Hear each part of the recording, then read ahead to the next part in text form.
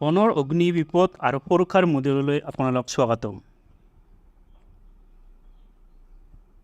এই মডেলৰ অন্তত আপুনি ভাৰতৰ বনবোৰ প্ৰকাৰ চিনাক্ত কৰিব সক্ষম হ'ব, বনসমূহত অগ্নিৰ প্ৰভাৱ বুজিবলৈ সক্ষম হ'ব, বন জ্বলনৰ সংজ্ঞা দিয়া আৰু ইয়াৰ কাৰণসমূহ ব্যাখ্যা কৰিবলৈ সক্ষম হ'ব, বন জ্বলনৰ প্ৰকাৰসমূহ চিনাক্ত কৰিবলৈ সক্ষম হ'ব, বন জ্বলনৰ প্ৰতি প্ৰতিবন্ধকতা কৰিবলৈ নিৰ্দেশনাসমূহ তালিকাবদ্ধ কৰিবলৈ সক্ষম হ'ব, বন অগ্নিৰ পূৰ্বে সমস্যাৰ আৰু পাছত অনুসৰণ কৰিবলৈ সুৰক্ষাৰ পৰামৰ্শসমূহ তালিকাবদ্ধ কৰিবলৈ সক্ষম হ'ব, বন অগ্নি নিয়ন্ত্ৰণ কৌশলসমূহ ব্যাখ্যা কৰিব পাৰে আৰু বন অগ্নিৰ সমস্যাত স্বেচ্ছাসেৱকসকলৰ ভূমিকা জানিব পাৰিব। আহক ভাৰতৰ অৰণ্যসমূহৰ বিষয়ে জানিবলৈ আৰম্ভ কৰোঁ। প্ৰাচীন কালৰ পৰা অৰণ্যসমূহে সামাজিক, অৰ্থনৈতিক আৰু ধৰ্মীয় কাৰ্যকলাপত গুৰুত্বপূৰ্ণ ভূমিকা পালন কৰি আহিছে আৰু বহু দিশত মানৱ জীৱনক সমৃদ্ধ কৰি তুলিছে। আমাৰ দেশৰ 7,12,249 বৰ্গ কিলোমিটাৰ এলেকা অৰণ্যই আৱৰণ কৰি আছে, যি দেশৰ ভৌগোলিক এলেকা 21.67% হয়। গছৰ আৱৰণ দেশৰ ভৌগোলিক এলেকাত 89%। ভাৰতত অৰণ্যসমূহক চৰকাৰী, সংৰক্ষিত অৰণ্য আৰু ব্যক্তিগত অৰণ্যৰূপে শ্ৰেণীভুক্ত কৰা হৈছে। অধিক জানিবলৈ প্ৰতি হটস্পটক ক্লিক কৰক। সংৰক্ষিত বা চৰকাৰী অৰণ্য হৈছে এনে এলেকা যি ভাৰতীয় অৰণ্য আইনৰ বা ৰাজ্যিক অৰণ্য আইনৰ অধীনত নিৰ্ধাৰিত হৈছে আৰু যাৰ পূৰ্ণ সুৰক্ষা আছে। অনুমতি অবিহনে সংৰক্ষিত অৰণ্যসমূহত সকলো কাৰ্যকলাপ নিষিদ্ধ।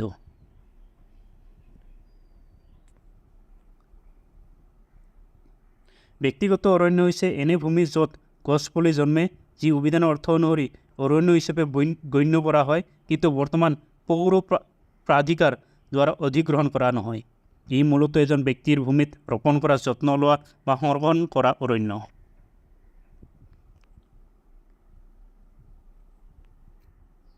অৰণ্য অগ্নি, যাক বন্য অগ্নি বা উদ্ভিদ অগ্নি বুলি কোৱা হয়, ই হৈছে এজন প্ৰাকৃতিক পৰিৱেশত যেনে অৰণ্য বা ঘাঁহৰ ক্ষেত্ৰত গছপুলি নিয়ন্ত্ৰণবিহীনভাৱে জ্বলাই পৰা।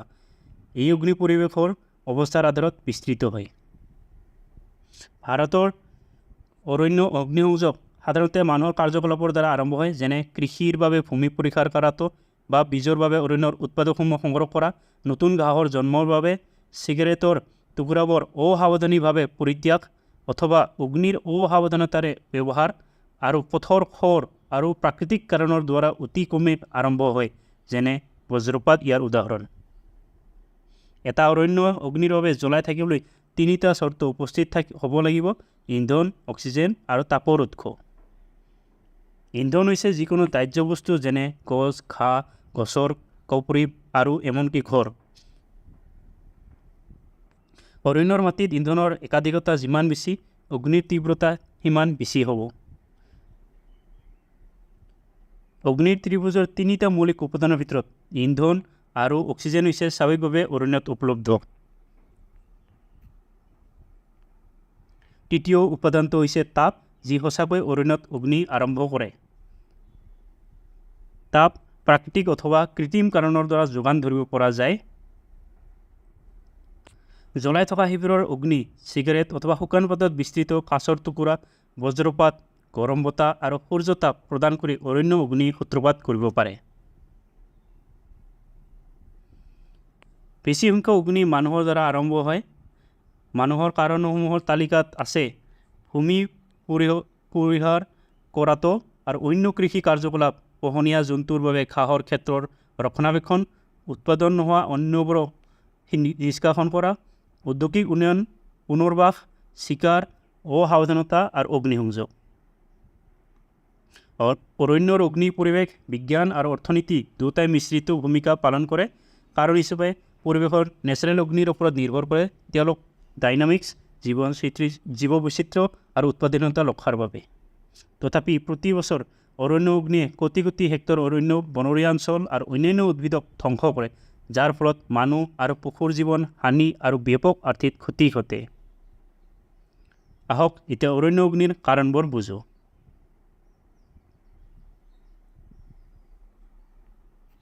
তাপৰ উৎসৰ ওপৰত নিৰ্ভৰ কৰি অৰণ্য অগ্নিৰ কাৰণসমূহ প্ৰাকৃতিক বা মানুহৰ দ্বাৰা নিৰ্মিত হিচাপে শ্ৰেণীবদ্ধ কৰিব পৰা যায়। প্ৰতি কাৰণত ক্লিক কৰক আৰু অধিক জানক। বহু অৰণ্য অগ্নি প্ৰাকৃতিক কাৰণৰ পৰা আৰম্ভ হয়, যেনে বজ্ৰপাত, যিয়ে গছত অগ্নি ধৰায়। তথাপি বৰ্ষাই এনে অগ্নি নিৰ্বাপন কৰি দিয়ে, বিশেষ ক্ষতি নকৰাকৈ। উচ্চ বায়ুমণ্ডলীয় তাপমাত্ৰা আৰু শুকান অৱস্থা বা কম আৰ্দ্ৰতাৰ ফলে অগ্নিসূত্ৰপাতৰ বাবে অনুকূল পৰিস্থিতিৰ সৃষ্টি হয়। পৰিৱেশগত কাৰণসমূহ প্ৰধানতঃ জলবায়ু পৰিস্থিতিসমূহৰ সৈতে জড়িত, যেনে তাপমাত্ৰা, বতাহৰ গতি আৰু দিশ, মাটিৰ আৰু বায়ুমণ্ডলৰ আৰ্দ্ৰতা আৰু শুকান কালৰ দৈৰ্ঘ্য।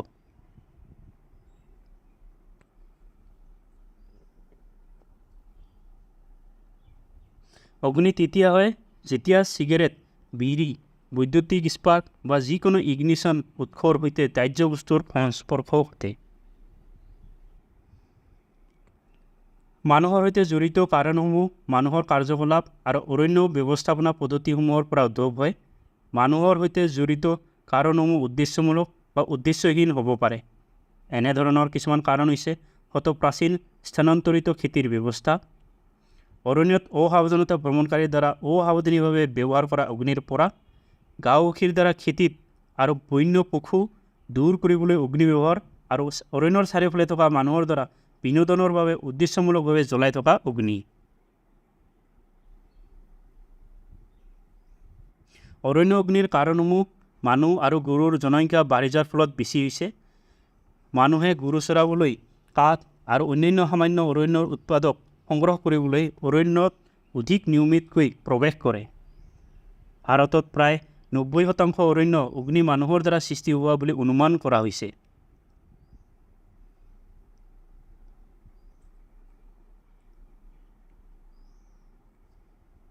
আহক এতিয়া অৰণ্য অগ্নিৰ বাবে হোৱা ক্ষতি আৰু নাশৰ বিষয়ে বুজোঁ।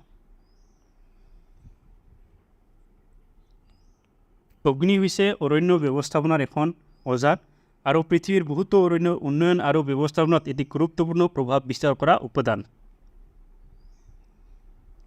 প্ৰতি বছৰ কোটি কোটি হেক্টৰ অৰণ্য অগ্নিৰ দ্বাৰা সাৰ পাই যায়, যাৰ ফলত ব্যাপক আৰ্থিক ক্ষতি ঘটে।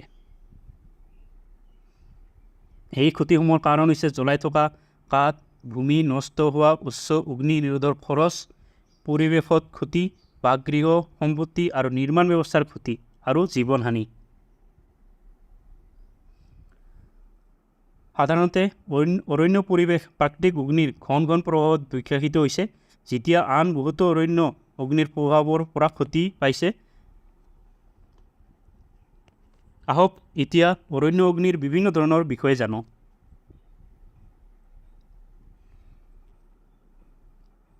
অৰণ্য অগ্নি সদায় একেই নহয়। তেওঁলোকৰ প্ৰকৃতি, আকাৰ, বিস্তাৰ গতি আৰু আচৰণ আদি অনুসৰি তেওঁলোকৰ মাজত পাৰ্থক্য থাকিব পাৰে। অৰণ্য অগ্নিৰ প্ৰকৃতি আৰু আকাৰৰ ওপৰত ভিত্তি কৰি সিহঁতক 4টা ধৰণত ভাগ কৰা হৈছে। এইবোৰ হৈছে পৰিস্থৰ অগ্নি, ভূগৰ্ভস্থ অগ্নি, মাটিৰ অগ্নি আৰু মুকুটৰ অগ্নি। প্ৰতিটো ধৰণলৈ জানিবলৈ সূচকটো টানি আন। পৰিস্থৰ অগ্নি হৈছে অৰণ্যৰ আটাইতকৈ সাধাৰণ অগ্নি, যি অৰণ্যত থকা গছৰ তলত থকা মৃত পদাৰ্থবোৰ জ্বলায়। এই অগ্নি মাটিৰ ওপৰৰ লেতেৰা, অন্যান্য ঢিলা ধ্বংসাৱশেষ আৰু সৰু উদ্ভিদক জ্বলায়। সাধাৰণতে এইটো অৰণ্যৰ বৃদ্ধি আৰু পুনৰ্জন্মৰ বাবে ক্ষতিকৰ। কিন্তু যদি এই অগ্নি বাঢ়ি যায়, তেন্তে এইটো কেৱল মাটিৰ উদ্ভিদক নজ্বলায়, এয়া তলত থকা উদ্ভিদকক গ্ৰাস কৰে আৰু ব্যাপক ক্ষতি সাধন কৰিব পাৰে।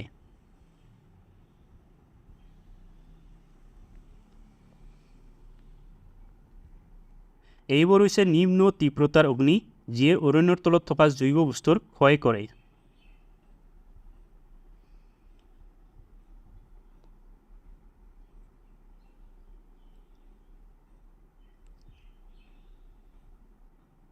ভূগৰ্ভস্থ আৰু মাটিৰ অগ্নিৰ মাজত স্পষ্ট পাৰ্থক্য নাই। জ্বলন্ত ভূগৰ্ভস্থ অগ্নি কেতিয়াবা মাটিৰ অগ্নিত পৰিণত হয়। এই অগ্নিসমূহ চিনাক্ত কৰা সহজ নহয় আৰু সিহঁত সকলোতকৈ কম আকৰ্ষণীয় আৰু শীৰ্ষ গতিৰ। এনেধৰণৰ অগ্নিৰ সৈতে যুঁজ কৰা বৰকৈ কঠিন।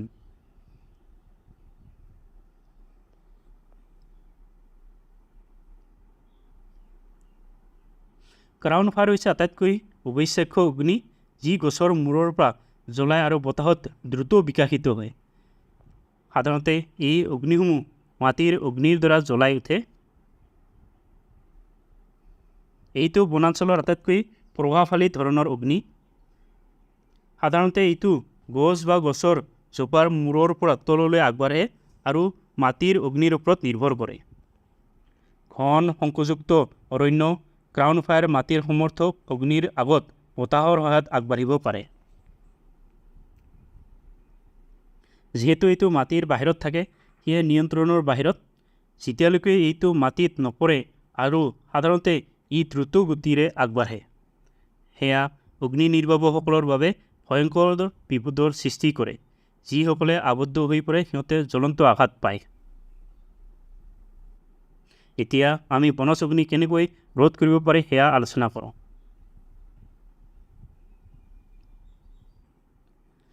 বনজ অগ্নি ৰোধ কৰিবলৈ এই নিৰ্দেশনাসমূহ অনুসৰণ কৰক। যদি আপুনি কোনো অৱহেলিত বা নিয়ন্ত্ৰণৰ বাহিৰত অগ্নি দেখিছে, তেনেহ'লে স্থানীয় অগ্নি বিভাগৰ সৈতে যোগাযোগ কৰক। কেম্প ফায়াৰ অৱহেলিত অৱস্থাত নেৰিব।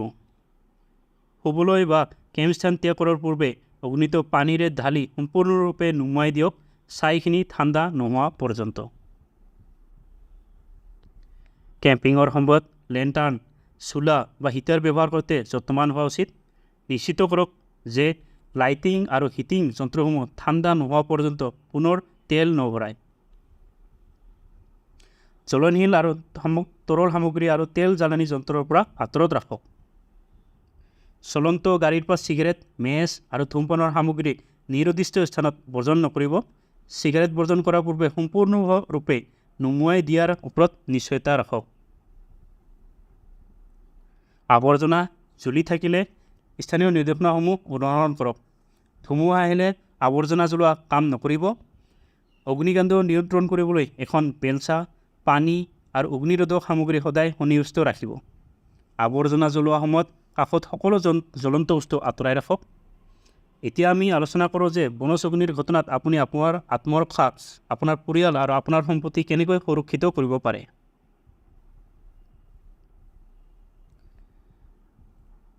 বনজ অগ্নিৰ ঘটনাত গ্ৰহণ কৰিবলৈ কাৰ্যসমূহ বুজাবলৈ সহজতাৰ বাবে 3 বিশেষ পৰিস্থিতিত বিভক্ত কৰা হৈছে। এইসকল হৈছে বনজ অগ্নিৰ আগতে গ্ৰহণ কৰিবলৈ কাৰ্যসমূহ, বনজ অগ্নিৰ সময়ত গ্ৰহণ কৰিবলৈ কাৰ্যসমূহ, বনজ অগ্নিৰ পিছত গ্ৰহণ কৰিবলগীয়া কাৰ্যসমূহ। অধিক জানিবলৈ প্ৰতিটো দৃশ্যপটত ক্লিক কৰক। বনজ অগ্নি আৰম্ভ হোৱাৰ আগতে এই নিৰ্দেশনাসমূহ অনুসৰণ কৰক। 1. আপতকালীন কিট সাজু কৰক আৰু আপোনাৰ পৰিয়ালৰ বাবে এটা যোগাযোগৰ পৰিকল্পনা তৈয়াৰ কৰক। আপোনাৰ ঘৰখনক বনজ অগ্নিৰ সুৰক্ষাৰ মনত ৰাখি ডিজাইন কৰক। অগ্নিৰ পৰা বাচিবলৈ সক্ষম সামগ্ৰী আৰু গছ বাছি লওক। উদাহৰণস্বৰূপে, আপোনাৰ মূৰত আৰু ঘৰখনৰ বাহিৰৰ স্থাপনাত অগ্নি প্ৰতিৰোধক বা অজ্বলন্ত সামগ্ৰী ব্যৱহাৰ কৰক। বিকল্প হিচাপে কাঠ আৰু জ্বলন্ত সামগ্ৰীৰ ওপৰত ৰাষ্ট্ৰীয়ভাৱে স্বীকৃত লেবৰেটৰীৰ দ্বাৰা পৰীক্ষা কৰা অগ্নিৰোধক ৰাসায়নিক ব্যৱহাৰ কৰক। অগ্নি প্ৰতিৰোধক জোপোহা আৰু বৃক্ষ ৰোপণ কৰক। উদাহৰণস্বৰূপে, কঠিন কাঠৰ গছসমূহ যেনে পাইন, ইউকেলিপ্টাছ বা ফিৰ গছৰ তুলনাত কম জ্বলন্ত। নিয়মিতভাৱে ছাদ আৰু নালা চাফা কৰিব লাগে। বছৰত কমেও 2 বাৰ চিমনিৰ পৰীক্ষা কৰক। বছৰত কমেও এবাৰ চাফা কৰিব লাগে। টেম্পৰ ভাল অৱস্থাত ৰাখক। চিমনি আৰু চোলাৰ পাইপৰ সৈতে স্পাৰ্ক আৰেষ্টাৰ সংযুক্ত কৰক। স্থানীয় অগ্নি নিৰ্বাপকৰ পৰামৰ্শ অনুসৰি স্পাৰ্ক এৰেষ্টাৰ ইনষ্টল কৰক। ঘৰৰ বাৰাণ্ডা, দেশ আৰু ঘৰখনৰ তলত 1/4 ইঞ্চি মেছ স্ক্ৰীণ ইনষ্টল কৰক, য'ত স্ক্ৰীণৰ খুলি ছাদ আৰু এটিকৰ সৈতে সংযোজিত। প্ৰত্যেক ঘৰলৈ ডুৱেল সেন্সৰ ধোঁৱা এলাৰ্ম ইনষ্টল কৰক, বিশেষকৈ শোৱনি কক্ষৰ কাষত। মাহিলী পৰীক্ষা কৰক আৰু বছৰত একবাৰ বেটাৰী বদলাই লওক। A, B, C প্ৰকাৰৰ অগ্নি নিৰ্বাপক ব্যৱহাৰৰ বাবে প্ৰতিজন পৰিয়ালৰ সদস্যক শিক্ষা দিয়ক আৰু ক'ত ৰখা হৈছে সেয়া দেখুৱাওক। অগ্নিৰ সময়ত ব্যৱহাৰ কৰিব পৰা উপকৰণ হিচাপে সহজলভ্য ঘৰুৱা সামগ্ৰী যেনে ৰেক, কুঠাৰ, হেণ্ডছ, চেইনছ, বাকেট আৰু বেলচা ৰাখিব লাগে। ছাদত উঠিবলৈ এটা জখলা ৰাখক। সুৰক্ষিত চাদৰ বা অগ্নি প্ৰতিৰোধক পৰ্দা ইনষ্টল কৰাৰ বিষয়ে বিবেচনা কৰক। যেনে এটা সৰু পুখুৰী, কুঁৱা, সাঁতোৰণ পুখুৰী, হাইড্ৰেণ্ট। এক বাগিচাৰ নলী ব্যৱহাৰ কৰক, যি ঘৰ আৰু অন্যান্য স্থাপনাৰ যিকোনো স্থানলৈ উপনীত হ'ব পাৰে।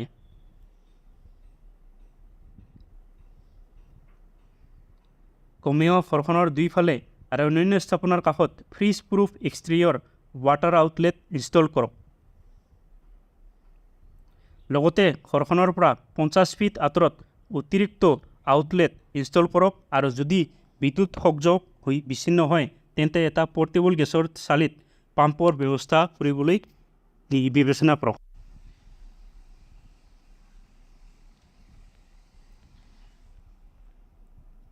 বনজ অগ্নিৰ সময়ত এই নিৰ্দেশনাসমূহ অনুসৰণ কৰক।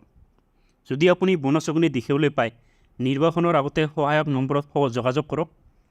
সঠিক স্থানৰ তথ্য প্ৰদান কৰক আৰু ডিছপেচাৰৰ প্ৰশ্নসমূহৰ সৈতে সহযোগিতা কৰক। বিভৱ অঞ্চলৰ বাহিৰত সাময়িক ব্যৱস্থানৰ ব্যৱস্থা কৰক। সুৰক্ষিত পোছাক পিন্ধক, যেনে শক্তিশালী জোতা, দীঘল পেণ্ট, দীঘল হাতৰ চোলা, গ্লভছ আৰু মুখ ঢাকনি। ততালিকে উদ্ধাৰ কৰক। যদি পৰামৰ্শ প্ৰদান কৰা হৈছে, আপোনাৰ আপতকালীন সামগ্ৰীৰ কিট আৰু আপোনাৰ ঘৰ সুৰক্ষিত কৰক।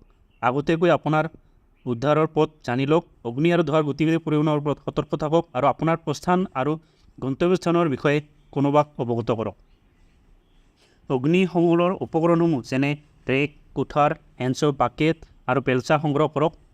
এটিক, ইভছ, বেজমেণ্ট, বেঞ্চ, খিৰিকী আৰু দুৱাৰবোৰ বন্ধ কৰক আৰু জ্বলন্ত বস্তুসমূহ আঁতৰাওক। গেছ, প্ৰপেন বা তেলৰ যোগান জুইৰ উৎসত বন্ধ কৰক। বাগিচাৰ নলী বাহিৰৰ পানীৰ তলত সংযোগ কৰক আৰু পুখুৰী, গৰম তাপ, আৱৰ্জনা বিল অথবা অন্য ডাঙৰ পাত্ৰসমূহ জলেৰে পূৰ্ণ কৰক। ছাদৰ ওপৰত আৰু ইন্ধনৰ টেংকৰ কাষত লং স্প্ৰিংকলাৰ ব্যৱহাৰ কৰক। আপোনাৰ পানীৰ বাবে গেছ চালিত পাম্প থাকিলে সেয়া তেল ভৰ্তি আৰু প্ৰস্তুত আছেনে নাই নিশ্চিত কৰক। ঘৰখনৰ কাষত চিৰি ৰাখক, যেনে সৰল দৃশ্যত থাকে। যদিহে বিদ্যুৎ সংযোগ বিঘ্নিত হয় তেন্তে যিকোনো স্বয়ংক্ৰিয় গেৰেজ দুৱাৰ খোলা যন্ত্ৰ বিচ্ছিন্ন কৰক, যাতে দুৱাৰসমূহ হাতেৰে খোলা যায়। সকলো গেৰেজৰ দুৱাৰ বন্ধ কৰক। আৱশ্যকীয় নথিপত্ৰ, মূল্যৱান বস্তু আৰু পেডসমূহ গাড়ীৰ ভিতৰত গেৰেজত সাজু ৰাখক।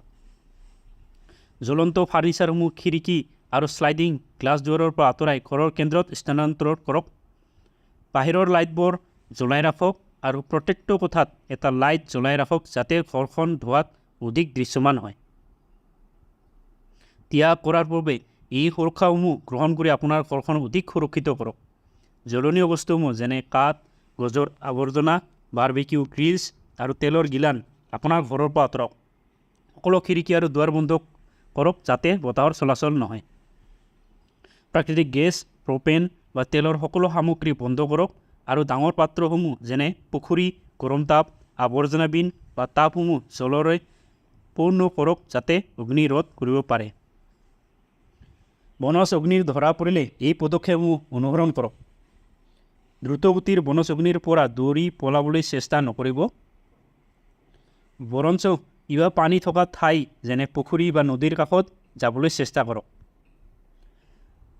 যদি কাষত কোনো পানী নাথাকে তেন্তে সামান্য উদ্ভিদ থকা খালী স্থান বিচাৰক।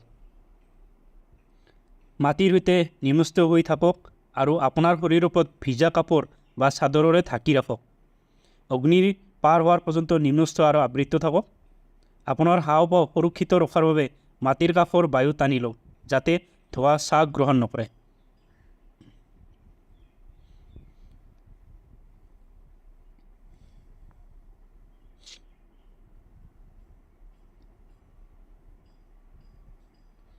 বনজ অগ্নিৰ পাছত এই নিৰ্দেশনাসমূহ অনুসৰণ কৰক।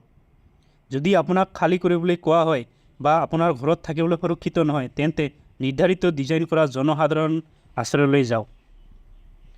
দহৰ আঘাতপ্ৰাপ্ত ব্যক্তিৰ বাবে তাৎক্ষণিক সহায় বিচাৰক আৰু অগ্নিৰ পৰা হোৱা দহক সুৰক্ষিত কৰক, যাতে অধিক আঘাত বা সংক্ৰমণ নহয়।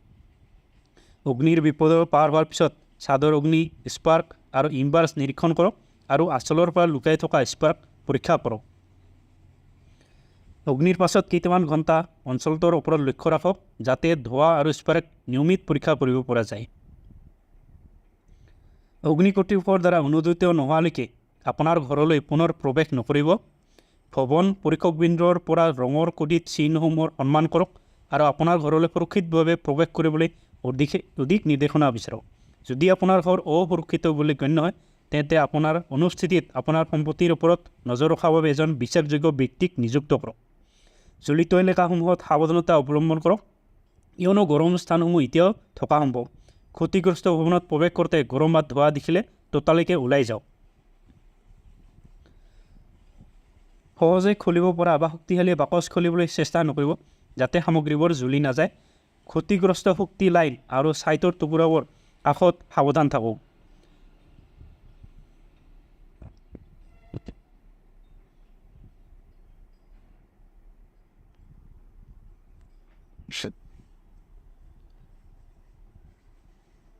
বনজ বিপদজনক আৰু ব্যাপক ক্ষতিৰ সৃষ্টি কৰিব পাৰে। বনজ অগ্নি বিস্তাৰিত হোৱা ৰোধ কৰিবলৈ আৰু মানুহ আৰু প্ৰাকৃতিক জীৱন সুৰক্ষিত ৰখাৰ বাবে কিছু কৌশল আছে। এতিয়া এই কৌশলসমূহৰ বিষয়ে চাওঁ আহক। বনজ অগ্নি নিয়ন্ত্ৰণ কৌশলসমূহ নিয়ন্ত্ৰণ ৰেখা জ্বলোৱা, বেকবৰ্ড ফ্লেংকিং, গৰম স্থানৰ শনাক্তকৰণ, ঠাণ্ডা অনুসৰণ, আকাশীক্ৰমণ, আগ্নিৰেখাৰ বিস্ফোৰক আৰু মপআপ বিভক্ত কৰা হৈছে। প্ৰতিটো নিয়ন্ত্ৰণৰ কৌশলত ক্লিক কৰিলে অধিক জানিব পাৰিব।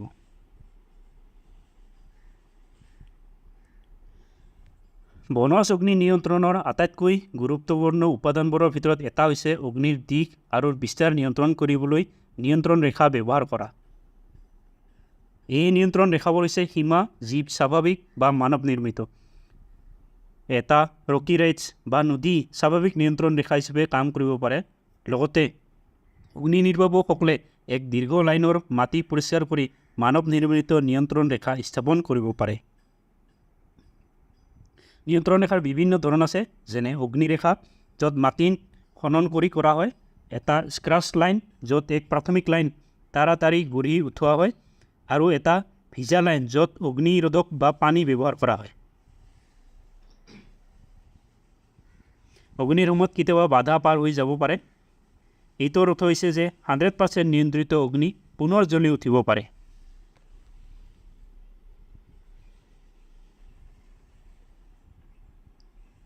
নিয়ন্ত্ৰণ ৰেখাবোৰ উন্নত কৰাৰ বাবে অগ্নি নিৰ্বাপকসকলে প্ৰায়ে মাটিত খনন আৰু গছ আঁতৰোৱা কাৰ্যৰ অধিক প্ৰয়োজন হয়।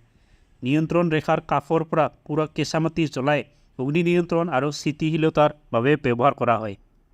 এটা ওৱানত হৈছে নিয়ন্ত্ৰণ ৰেখা শক্তিশালী কৰিবলৈ ব্যৱহৃত বিভিন্ন পদ্ধতিসমূহৰ ভিতৰত।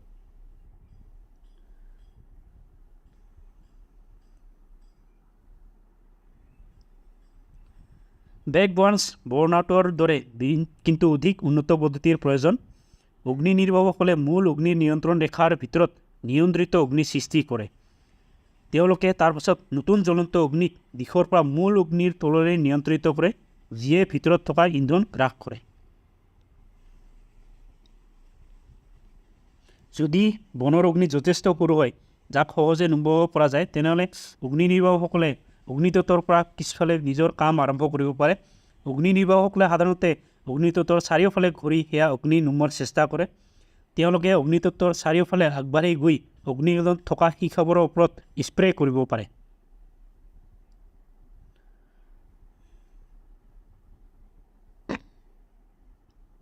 হট স্পটিং সৰ্বাধিক সক্ৰিয় আৰু বিপদজনক অংশবোৰত কেন্দ্ৰীভূত হয়।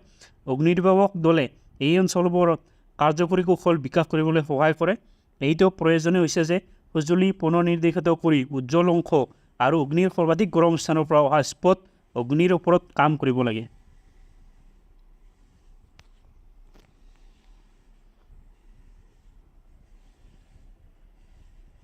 নকিং ডাউন হৈছে তৎক্ষণাত এক কাৰ্যকলাপ যি হট স্পটিঙৰ বিষমতা য'ত অগ্নিৰ অৱস্থা মূল্যায়ন কৰা হয়।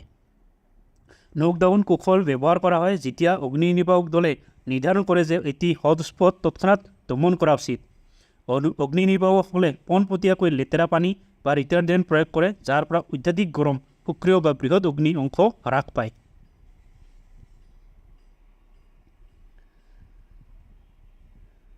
এতিয়া অগ্নিসংগতৰ সময়ত কিছুমান অগ্নি নিৰ্বাপক কোল্ড ট্ৰেইলিঙত ব্যস্ত থাকে।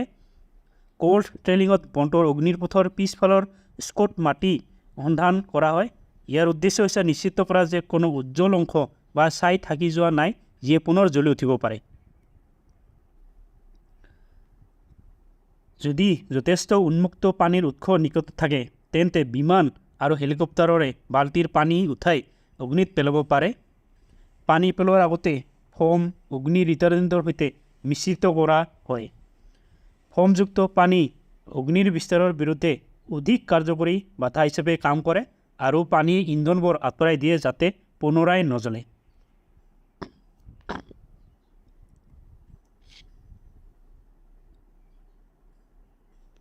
অগ্নি নিৰ্বাপক দলে নিয়ন্ত্ৰণ ৰেখা আৰু অগ্নিৰেখা সৃষ্টি কৰিবলৈ বিস্ফোৰক ব্যৱহাৰ কৰিব পাৰে, যিয়ে গছ-গছনি আৰু পৰি থকা গছবোৰক ভাঙি পেলাব পাৰে। বিস্ফোৰকসমূহ সেয়া বনবোৰ নমিবলৈ ব্যৱহাৰ কৰা হয়, যিয়ে নিয়ন্ত্ৰণ ৰেখা পাৰ হৈ যাব পাৰে। ডাঙৰ বা তীব্ৰ গতিত অগ্নিৰ ক্ষেত্ৰত বিস্ফোৰকসমূহ দক্ষতাৰ বাবে ব্যৱহাৰ কৰা হয়, অগ্নি নিয়ন্ত্ৰণত মূল্যৱান সময় সাঁচি ৰখাৰ বাবে।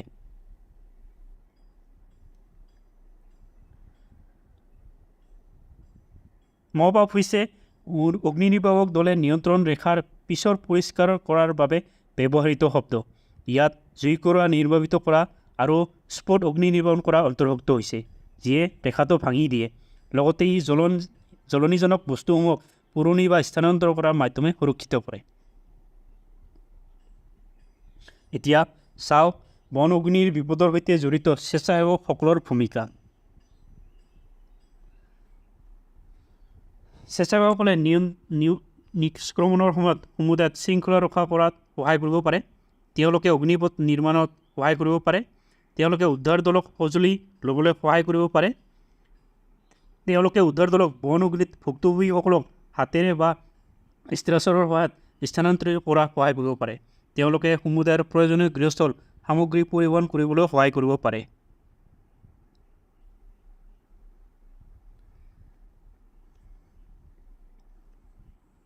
এতিয়া আমি এই মডেলৰ শেষলৈ আহিছোঁ। আহক আলোচনা কৰাৰ মূল বিষয়সমূহ পুনৰ পৰ্যালোচনা কৰোঁ। আমি শিকিছোঁ যে বনসমূহ সাৰ্বভৌম সামাজিক, আৰ্থিক আৰু ধৰ্মীয় উদ্দেশ্যৰ বাবে ইতিহাসৰ জৰিয়তে অত্যন্ত গুৰুত্বপূৰ্ণ। ভাৰতৰ মুঠ ভৌগোলিক অঞ্চলৰ 21.67% বন আৰু গছে 2.89% আৱৰি আছে। বন অগ্নিয়ে বন উন্নয়ন আৰু পৰিচালনাত উল্লেখযোগ্য প্ৰভাৱ বিস্তাৰিত কৰে। অগ্নি পৰিৱেশসমূহ বিভিন্ন হয় আৰু কিছুমান প্ৰাকৃতিক অগ্নিৰ বাবে অভিযোজিত। বন অগ্নিয়ে বিশ্বজুৰি ব্যাপক আৰ্থিক ক্ষতি, পৰিৱেশত ক্ষতি আৰু জীৱনহানি ঘটায়। ভাৰতত বন এলেকা সংৰক্ষিত, ৰক্ষিত বা অশ্ৰেণীকৃত হিচাপে শ্ৰেণীভুক্ত কৰা হৈছে। মানৱ কাৰ্যকলাপ আৰু জনসংখ্যা বৃদ্ধি বন অগ্নিৰ বৃদ্ধি ঘটাইছে। বন অগ্নিয়ে জীৱ বৈচিত্ৰ্য, পৰিৱেশ আৰু পৰিৱেশ বিজ্ঞানক সংকটত পেলায়। প্ৰাকৃতিক আৰু মানৱ নিৰ্মিত কাৰকসমূহ বন অগ্নিৰ মূল কাৰণ। বন অগ্নিৰ বিৰুদ্ধে সংগ্ৰাম কৰিবলৈ কাৰ্যকৰী প্ৰতিবন্ধকতা, সচেতনতা আৰু নিয়ন্ত্ৰণ কৌশল অতি আৱশ্যক। এতিয়া সময় হৈছে আপোনাৰ বিষয়টো বুজাৰ পৰীক্ষা কৰাৰ। এইটো এক মূল্যায়ন ব্যৱস্থা। সকলো প্ৰশ্ন সমানভাৱে মূল্যায়িত কৰা হৈছে। আপোনাৰ পৰীক্ষা উত্তীৰ্ণ হোৱাৰ বাবে অন্ততঃ 60% নম্বৰ পাব লাগিব। প্ৰশ্নবোৰ গুৰুত্ব সহকাৰে পঢ়ক আৰু উপযুক্ত বিকল্প বাছক।